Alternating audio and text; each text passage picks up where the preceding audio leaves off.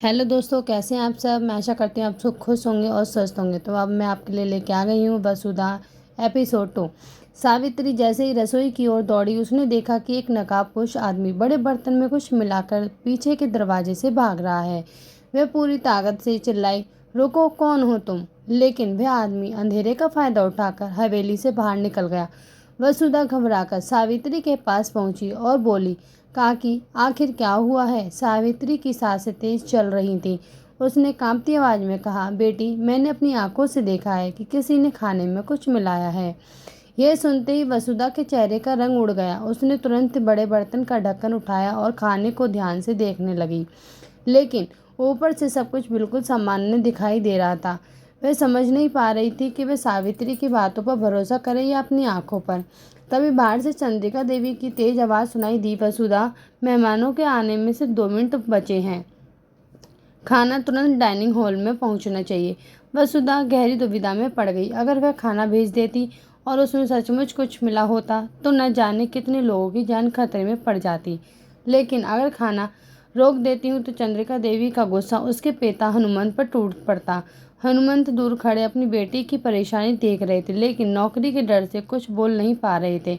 उसी समय देव रसोई में पहुंचा। उसने वसुधा के चेहरे पर घबराहट देखी और पूछा, वसुधा, क्या बात है, तुम इतनी परेशान क्यों हो। वसुधा कुछ कहती उससे पहले सावित्री ने पूरी घटना देव को बता दी।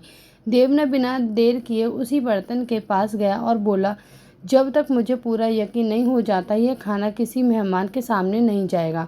इतने में चंद्रिका देवी खुद रसोई में आ पहुंची। उन्होंने गुस्से में से देव की तरफ देखा और बोली, देव, शहर के बड़े बड़े मेहमान बाहर बैठे हैं और तुम यहाँ खड़े हो। देव ने शांत शांत लेकिन दृढ़ आवाज में कहा, माँ, मुझे शक है कि किसी ने खाने के साथ छिड़खानी की है। पहले इसकी जांच होगी।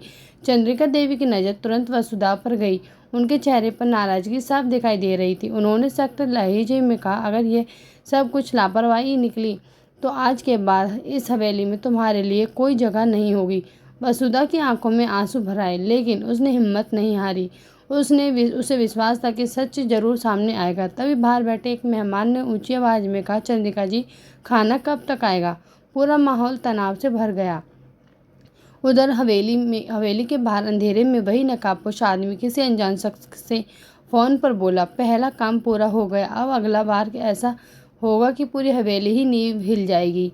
उसी पल रसोई के एक कोने से अचानक किसी के चीखने की आवाज़ आई और सब लोग घबराकर उस तरफ दौड़ने लगे। लेकिन वहां से उन्होंने देखा, उसे देखकर सबके पैरों तले जमीन खिसक गई।